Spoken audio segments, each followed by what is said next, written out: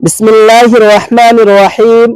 محترم ناظرین، موت سے پہلے ہر آدمی پر سکرات کی کیفیت طاری ہوتی ہے۔ بعض اوقات سکرات کا اثر اور نشانی اس پر ظاہر بھی ہوتا ہے اور کسی کو اس کی شدت کے اثر سے پیشانی پر پسینہ بھی آ جاتا ہے۔ رسول اکرم صلی اللہ تعالی علیہ وسلم کو جب یہ حالت پیش آئی تو آپ اپنا ہاتھ مبارک پانی میں ڈال کر چہرے مبارک پر پھیرتے تھے اور فرماتے تھے لا الہ الا اللہ، یعنی کلمہ طیبہ پڑھتے ہوئے فرمایا موت کی بڑی شدت ہوتی ہے۔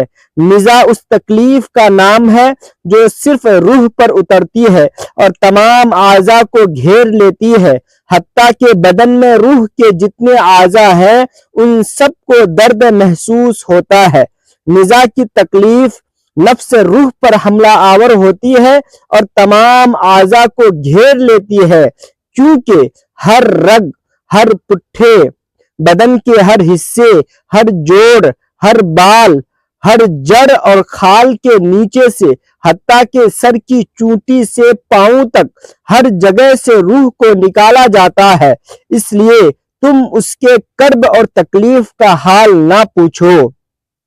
کیونکہ بدن کو تلوار سے کاٹا جائے تو صرف اس لیے تکلیف ہوتی ہے کہ بدن کا روح سے تعلق ہے، تو جب صرف روح کو صدمہ پہنچے تو کس قدر تکلیف ہوگی۔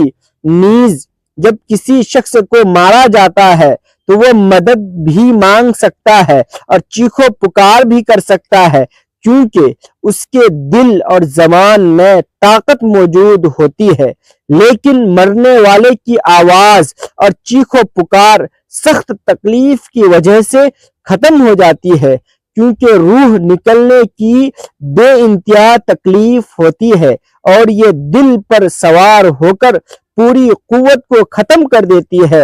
مرنے والے کے اعضاء کو کمزور پڑ جاتے ہیں اور اس میں مدد مانگنے کی طاقت باقی نہیں رہتی۔ یہ تکلیف عقل کو بھی ڈھانپ لیتی ہے، زبان کو بولنے سے روک دیتی ہے۔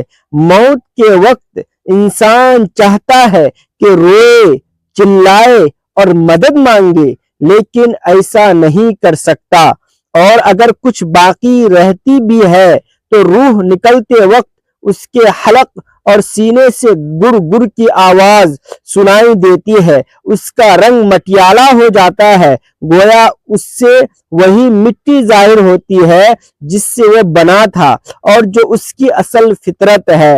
اس کی رگیں کھینچ لی جاتی ہے، حتیٰ کہ اس کی آنکھیں پلکوں کی طرف اچک جاتی ہے، ہونٹ سکڑ جاتے ہیں، زبان اپنی جڑ کی طرف کھینچی جاتی ہے، انگلیاں سبز ہو جاتی ہے اور ٹھنڈک بڑھ جاتی ہے، اور ایسے بدن کا حال نہ پوچھو جس کی ہر رگ کھینچ لی جائے۔ ذرا غور تو کرو کہ ایک رگ کے کھینچنے سے کتنی شدت تکلیف ہوتی ہے، اور اس وقت کا کیا حال ہوگا جب درد میں مبتلا روح کو بھی کھینچ لیا جائے گا، اور کسی ایک رگ سے نہیں بلکہ تمام رگوں سے اسے کھینچا جاتا ہے۔ پھر ایک ایک کر کے ہر عضو میں موت واقع ہوتی ہے۔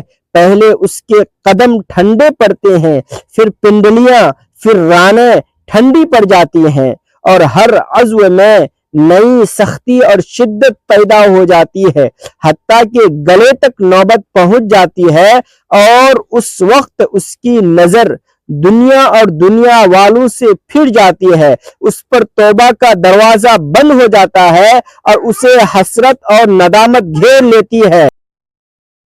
محترم ناظرین، امید کے وقت مسلمانوں کو جو تکلیف ہوتی ہے اس پر اللہ رب العزت کی جانب سے انہیں نیکیاں عطا کی جاتی ہے، جیسا کہ سنن ابن ماجہ میں روایت ہے۔ حضرت عائشہ صدیقہ رضی اللہ تعالی عنہا سے مروی ہے کہ رسول اکرم صلی اللہ تعالی علیہ وسلم ان کے پاس تشریف لائے۔ اس حال میں کہ ان کے پاس ان کا کوئی قریبی رشتہ دار موت کی سختی میں مبتلا تھا۔ رسول اکرم صلی اللہ تعالی علیہ وسلم نے مشاہدہ فرما کر حضرت عائشہ صدیقہ رضی اللہ تعالی عنہا سے فرمایا، اپنے رشتہ دار پر غمگین نہ ہو، اس لیے کہ یہ اس کی نیکیاں ہیں۔ اس حدیث سے معلوم ہوتا ہے کہ موت کے وقت ہونے والی سختی مرنے والے کے بدعمالیوں کا ہرگز نتیجہ نہیں ہوتا۔ مسلمانوں کے حق میں اس کا اجر و ثواب اور گناہوں کی معافی کی امید رکھنی چاہیے۔ میرے محترم بزرگوں اور دوستوں، انسان اپنی زندگی میں بہت سے کام کاج اپنی لذت یا خواہش کو پورا کرنے کے لیے کرتا ہے، جس کی وجہ سے یا تو اس کا پیسہ برباد ہوتا ہے یا صحت برباد ہو جاتی ہے۔ موت کو یاد رکھنے والے کی خواہشیں کم ہوتی ہے۔ اس بارے میں نبی پاک صلی اللہ تعالی علیہ وسلم نے فرمایا، لذتوں کو ختم کرنے والی موت کو کثرت سے یاد کرو۔ بارگاہ رسالت میں عرض کیا گیا، کون سا مومن زیادہ عقل مند ہے؟ ارشاد فرمایا، موت کو کثرت سے یاد کرنے والا اور موت سے پہلے موت کی تیاری کرنے والا، یہی لوگ حقیقتاً سمجھدار ہیں، عقل مند ہیں۔ محترم ناظرین، ہر شخص کی زندگی جتنی مقرر ہے اس میں نہ زیادتی ہو سکتی ہے نہ کمی۔ جب زندگی کا وقت مکمل ہو جاتا ہے، اس وقت حضرت عزرائیل علیہ السلام روح قبض کرنے کے لیے آتے ہیں اور اس شخص کے دائیں بائیں جہاں تک نگاہ کام کرتی ہے اسے فرشتے دکھائی دیتے ہیں۔ مسلمانوں کے آس پاس رحمت کے فرشتے ہوتے ہیں اور کافر کے دائیں بائیں عذاب کے فرشتے ہوتے ہیں۔ روایتوں میں آتا ہے کہ تقریباً 500 فرشتے ہوتے ہیں اور اس وقت ہر شخص پر اسلام کی حقانیت آفتاب سے زیادہ روشن ہو جاتی ہے، مگر اس وقت کا ایمان معتبر نہیں، کیونکہ یہ چیزیں مشاہدہ ہو گئی۔ حدیث میں ہے کہ ایک طاہر پہلے قبض میں بند تھا اور اب آزاد کر دیا گیا۔ علماء کرام فرماتے ہیں، بے شک پاک روحیں جب جسم سے جدا ہوتی ہیں تو عالم بالا سے مل جاتی ہیں اور سب کچھ ایسا دیکھتی اور سنتی ہے جیسے یہاں حاضر ہے۔ حدیث میں فرمایا گیا کہ مومن میت آئے تو اس کی راہ کھول دی جاتی ہے، جہاں دل چاہے جائے۔ مردہ کلام بھی کرتا ہے اور اس کے کلام کو جن اور انس کے سوا تمام حیوان وغیرہ سنتے بھی ہیں۔ جب مردے کو قبر میں دفن کرتے ہیں اس وقت اس کو قبر دباتی ہے۔ اگر وہ مومن ہے تو اس کا دبانا ایسا ہوتا ہے جیسے ماں پیار کرتی ہو، اور اگر وہ کافر ہے تو اس کو اتنے زور سے دباتی ہے کہ ادھر کی پسلیاں ادھر اور ادھر کی پسلیاں ادھر ہو جاتی ہیں۔ جب دفن کرنے والے دفن کر کے وہاں سے چلے جاتے ہیں تو اس کے جوتوں کی آواز سنتا ہے۔ اس وقت اس کے پاس 2 فرشتے اپنے دانتوں سے زمین کو چیرتے ہوئے آتے ہیں اور نہایت سختی کے ساتھ سخت آواز میں سوال کرتے ہیں۔ محترم ناظرین، پہلا سوال یہ ہوتا ہے کہ تیرا رب کون ہے؟ دوسرا سوال تیرا دین کیا ہے؟ تیسرا سوال ان کے بارے میں تو کیا کہتا ہے؟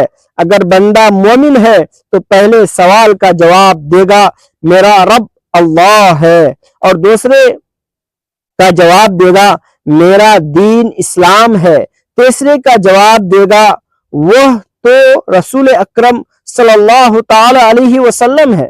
اس وقت آسمان سے ایک منادی ندا کرے گا کہ میرے بندے نے سچ کہا ہے، اس کے لیے جنت کا بچھونا بچھاؤ اور جنت کا لباس پہناؤ اور اس کے لیے جنت کی طرف ایک دروازہ کھول دو۔ جنت کی ہوا اور خوشبو اس کے پاس آتی رہے گی اور جہاں تک نگاہ جائے گی وہاں تک اس کی قبر کو کشادہ کر دیا جائے گا اور اسے کہا جائے گا کہ تو سو جا۔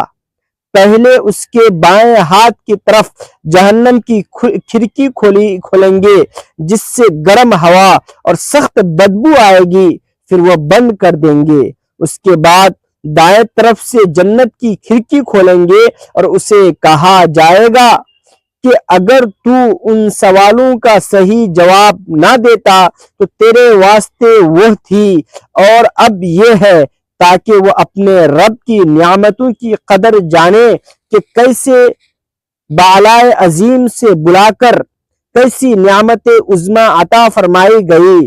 اگر مردہ منافق ہے تو سب سوالوں کے جواب میں یہ کہے گا، افسوس، مجھے تو کچھ معلوم نہیں، میں لوگوں کو کہتے سنتا تھا، خود بھی کہتا تھا۔ اس وقت ایک پکارنے والا آسمان سے پکارے گا کہ یہ جھوٹا ہے، اس کے لیے آگ کا بچھونا بچھاؤ اور آگ کا لباس پہناؤ اور جہنم کی طرف ایک دروازہ کھول دو، پھر اس کی گرمی کی شدت پہنچے گی اور اس پر عذاب دینے کے لیے 2 فرشتے مقرر ہوں گے جو اندھے اور بہرے ہوں گے۔ ان کے ساتھ لوہے کا زرہ ہوگا جو پہاڑ پر اگر مارا جائے تو خاک ہو جائے، اور فرشتے اس ہتھوڑے سے اس کو مارتے رہیں گے، سانپ اور بچھو سے عذاب پہنچاتے رہیں گے۔ نبی اکرم صلی اللہ تعالی علیہ وسلم نے فرمایا، موت کو کثرت سے یاد کیا کرو کیونکہ وہ گناہوں کو مٹاتی ہے اور دنیا سے بے رغبتی پیدا کرتی ہے۔ سیدنا حسن بصری رحمت اللہ علیہ فرماتے ہیں کہ جس نے موت کی یاد دل میں بسا لی تو دنیا کی ساری مصیبتیں اس پر آسان ہو جائے گی۔ ایک خاتون ام المؤمنین حضرت عائشہ صدیقہ رضی اللہ تعالی عنہا کی بارگاہ میں دل کی سختی کی شکایت کی تو آپ نے فرمایا، موت کو کثرت سے یاد کیا کرو، تمہارا دل نرم ہو جائے گا۔ محترم ناظرین، حضور اکرم صلی اللہ تعالی علیہ وسلم نے فرمایا، موت کے بعد کا منظر کیسا ہوتا ہے؟ دوستو، آخرت کی منزلوں میں سے قبر پہلی منزل ہے۔ اگر اس منزل میں نجات پائی تو اس کے بعد کی منزلیں بہت آسان ہو جائے گی، اور اگر یہاں عذاب میں مبتلا ہوا تو آگے چل کر اس سے زیادہ سختی ہوگی۔ حدیث شریف میں ہے کہ مردہ قبر میں ایسا ہے جیسے کوئی شخص پانی میں ڈوب رہا ہو اور مدد کے لیے فریاد کرتا ہو۔ مردہ ہر وقت اپنے ماں، باپ، بہن، بھائی اور دوستوں وغیرہ سے دعائے خیر اور فاتحہ کا منتظر رہتا ہے۔ جب اس کو اس کے پسماندگان کی طرف سے کوئی تحفہ ثواب میں ملتا ہے تو اس کے لیے تمام دنیا اور جو کچھ دنیا میں ہے اس سے محبوب اور مرغوب ہوتا ہے، اور اللہ تبارک و تعالی اس کے رشتہ داروں کی دعائے خیر کے ثواب کو قبرستان والوں پر پہاڑوں کے برابر داخل فرماتا ہے۔ موت ایک دروازہ ہے جس میں سب لوگوں کو داخل ہونا ہے۔ حضرت عثمان غنی رضی اللہ تعالی عنہ جب کسی قبر پر جاتے تو اتنا روتے کہ ان کی داڑھی مبارک آنسو سے تر ہو جاتی تھی، ان کی داڑھی مبارک بھیگ جاتی تھی۔ ان سے پوچھا گیا کہ آپ جنت اور جہنم کا تذکرہ کرتے ہیں تو آپ اتنا نہیں روتے، مگر قبر دیکھ کر اتنا کیوں روتے ہیں؟ کہنے لگے، رسول اکرم صلی اللہ تعالی علیہ وسلم نے فرمایا کہ قبر آخرت کی پہلی منزل ہے، لہٰذا اگر مرنے والا اس سے نجات پا جائے تو بعد کی منزلیں اس کے لیے کہیں زیادہ آسان ہوگی، اور اگر اس کی تکلیف سے نجات نہ پائی تو بعد کے مراحل اس سے بھی زیادہ سخت ہوں گے۔ اور فرمایا کہ رسول اکرم صلی اللہ تعالی علیہ وسلم کا ارشاد ہے کہ میں نے کبھی کوئی منظر نہیں دیکھا مگر قبر اس سے زیادہ خوفناک ہے۔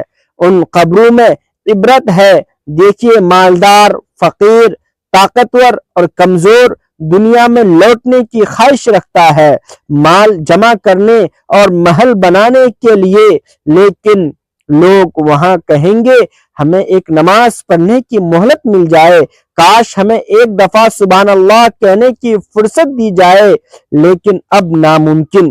اب اعمال نامے لپیٹ دیے جائیں گے، روح جسم سے نکال لی جائے گی، زندگی کی مہلت ختم ہے۔ اب ہر میت پر اپنے عمل کے ساتھ قبر میں پڑی ہے۔ اللہ تبارک و تعالی سے دعا ہے کہ اللہ تبارک و تعالی ہم سب کو دین کی سمجھ عطا فرمائے، ہمارا خاتمہ ایمان پر فرمائے، آمین ثم آمین۔ ناظرین، کمنٹ باکس میں اللہ تبارک و تعالی کے 99 ناموں میں سے کوئی ایک نام ضرور ٹائپ کریں۔ ویڈیو اچھی لگی ہو تو ویڈیو کو لائک کریں، شیئر کریں، چینل کو سبسکرائب کریں۔ اگلی ویڈیو تک کے لیے اجازت دیجیے، پھر ملتے ہیں۔ خدا حافظ۔ السلام علیکم ورحمۃ اللہ وبرکاتہ۔